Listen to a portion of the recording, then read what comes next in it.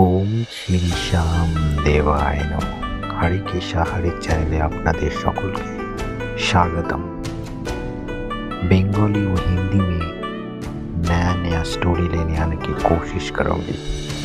तो चलुन शुरू करा जाक आजकेर गल्प खाटू श्याम किभाबे देवता हलेन। আপনার হৃদয়ে নিঃশর্ত বিশ্বাস নিয়ে জয়পুর থেকে প্রায় ৮০ কিলোমিটার দূরে রাজস্থানের শিখার জেলার ধর্মীয় গুরুত্বের গ্রাম খাটু শ্যামজিতে যেতে হয়। আজও তীর্থযাত্রীরা জাফরান পতাকা বহন করে এবং দেবতা স্তুতি গাইতে দীর্ঘ দূরত্ব পায়। সর্বোপরি এটি শ্যাম বাবার বাড়ি, যাকে আপনি তার প্রতি আস্থা রাখার প্রতিটি ইচ্ছা পূরণ করার বলে মনে করা হয়। খাটু শ্যামজি ভগবান শ্রীকৃষ্ণের সমর্থক এবং এভাবেই তিনি একই রূপে পূজিত হন। হিন্দু ধর্মে খাটু শ্যাম ঘটোৎকচের পুত্র বারবরিকার একটি প্রকাশ। কিংবদন্তি শুরু হয় মহাভারত দিয়ে। বারবরিকা ওরফে খাটু শ্যামজি বা শ্যাম বাবা ছিলেন পাণ্ডব ভাইদের মধ্যে দ্বিতীয় সাহসী রাজপুত্র ভীমের নাতি। তিনি ছিলেন ঘটোৎকচের পুত্র। ভীম তার এক স্ত্রী জগদম্বার মাধ্যমে শিষ্য করেছিলেন। শৈশবেও বারবরিকা ছিলেন অত্যন্ত সাহসী যোদ্ধা। তিনি তার মায়ের কাছ থেকে যুদ্ধবিদ্যা শিখেছিলেন। তার দক্ষতার খুশি হয়ে ভগবান শিব তাকে ৩টি উদ্যম্য তীর দান করলেন। পরে অগ্নির দেবতা অগ্নি তাকে ধনুক উপস্থাপন করে, যা তাকে ৩ জগতে বিজয়ী করবে। পাণ্ডব ও কৌরবদের মধ্যে তিক্ত যুদ্ধের কথা বারবরিকা জানতে পারলেন। তিনি যুদ্ধে অংশগ্রহণ করতে চাইলেন। তিনি তার মাকে প্রতিশ্রুতি দিয়েছিলেন যে তিনি যে পক্ষ হেরে যাবে তার সাথে যোগ দেবেন। জগদম্বের পা ছুঁয়ে তিনি তার ৩টি তীর ও ধনুক দিয়ে সজ্জিত নীল ঘোড়ায় চড়েছিলেন। ব্রাহ্মণের ছদ্মবেশে ভগবান কৃষ্ণ বারবরিককে তার শক্তি পরীক্ষা করার জন্য থামান। এমনকি তিনি তাকে উপহাস করার চেষ্টা করেছিলেন যে তিনি মাত্র ৩টি তীর নিয়ে মহান যুদ্ধে যাচ্ছেন। বারবরিকা উত্তর দিলেন যে তিনি একটি মাত্র তীর দ্বারা সমস্ত প্রতিপক্ষকে ধ্বংস করার জন্য যথেষ্ট। তিনি বলেছিলেন যে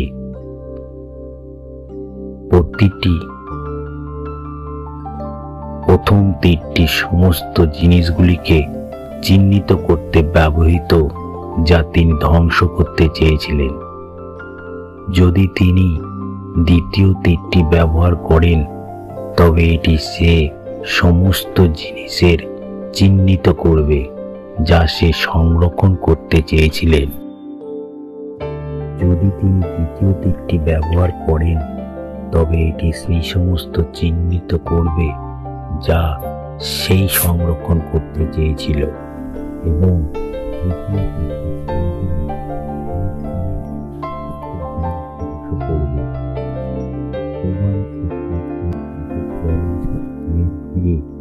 তিনি দাঁড়িয়েছিলেন সেই পিপল গাছের সমস্ত পাতা বেঁধে দিত। বারবরিকা চ্যালেঞ্জ গ্রহণ করে তার তীর মুক্ত করার জন্য চোখ বন্ধ করে ধ্যান শুরু করেন। তখন শ্রীকৃষ্ণ বারবরিকার অজান্তে গাছের একটি পাতা ছিঁড়ে তার পায়ের নিচে রাখলেন। বারবরিকা তার প্রথম তীরটি ছেড়ে দিলে এটি গাছের সমস্ত পাতা চিহ্নিত করে এবং অবশেষে কৃষ্ণের পায়ের চারিপাশে ঘুরতে শুরু করে। বিস্মিত হয়ে শ্রীকৃষ্ণ বারবারিককে জিজ্ঞাসা করলেন কেন তার পায়ের চারপাশে তীর ঘুরছে। বারবারিকা ব্যাখ্যা করলেন যে তার একটি পায়ের নিচে একটি পাতা থাকতে হবে এবং তীরটি এটিকে লক্ষ্য করে। বারবারিকা কৃষ্ণকে আঘাত করতে না চাইলে সরে যাওয়ার পরামর্শ দেন। কৃষ্ণ অবলম্বে তার পা তুললেন এবং অবাক হয়ে দেখলেন যে প্রথম তীরটিও সেই লুকিয়ে রাখার পাতাটিকে চিহ্নিত করেছেন। অবশ্যই যখন তৃতীয় তীরটি শেষ পর্যন্ত ছেড়ে দেওয়া হয়েছিল তখন এটি কৃষ্ণের পায়ের নিচে লুকোনো একটি সহ সমস্ত পাতা সংগ্রহ করে এবং সেগুলিকে একসাথে বিঁধে দেয়। কৃষ্ণ উপহাংসার বলেছিলেন যে তীরগুলি অমূল্য এবং আশীর্বাদ ছিল। তিনি ছেলেটিকে জিজ্ঞাসা করলেন যুদ্ধে তিনি কার পক্ষে থাকবেন। বারবারিকা প্রকাশ করেছিলেন যে তিনি যে পক্ষে দুর্বল তার জন্য লড়াই করবেন। ভগবান শ্রীকৃষ্ণ তখন জানতেন যে কৌরবদের পরাজয় অনিবার্য। কৃষ্ণ তখন যুদ্ধকের কাছে কর্তব্য ও দাতব্য চেয়েছিলেন এবং বারবারিকা তাকে তার ইচ্ছামতো প্রতিশ্রুতি দিয়েছিলেন। ভগবান শ্রীকৃষ্ণ তৎক্ষণিক তাকে মাথা দিতে বললেন। বারবারিকা হতস্তম্ভ হয়ে গেল।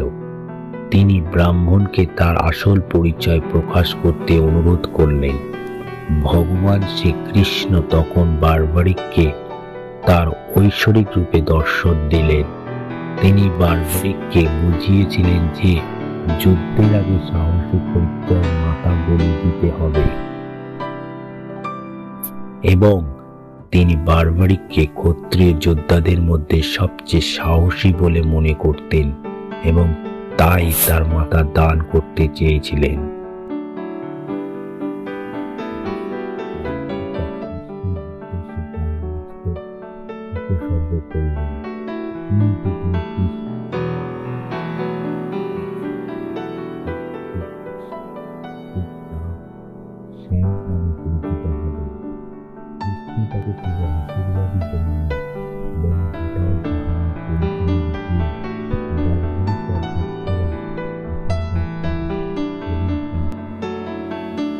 তার নাম উচ্চারণের মাধ্যমে তাদের সমস্ত ইচ্ছা মঞ্জুর হবে।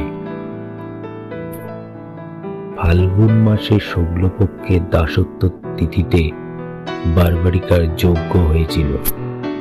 যুবক অনুরোধ করেছিলেন যে যদিও সে তার মাথা খুলি রেখেছিল তবুও সে যুদ্ধটি শেষ পর্যন্ত দেখতে চায় এবং তার ইচ্ছা মঞ্জুর করা হয়েছিল। মাথাটি যুদ্ধক্ষেত্রে উপেক্ষা করে একটি পাহাড়ের উপরে রাখা হয়েছিল।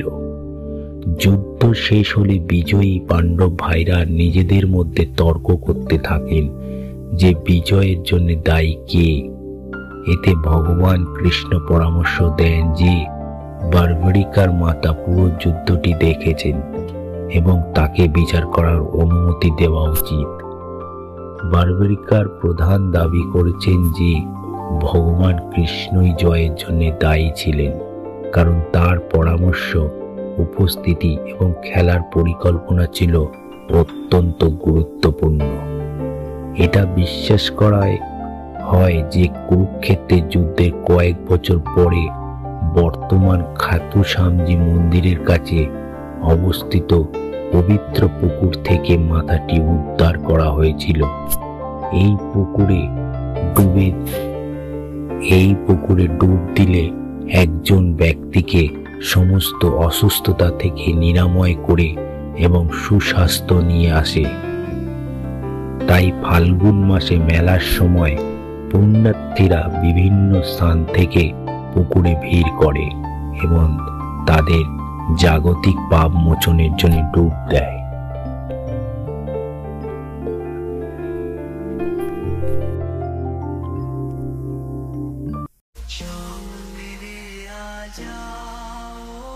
शाम मेरे आ जाओ, और जयती माला राधा संग शोभे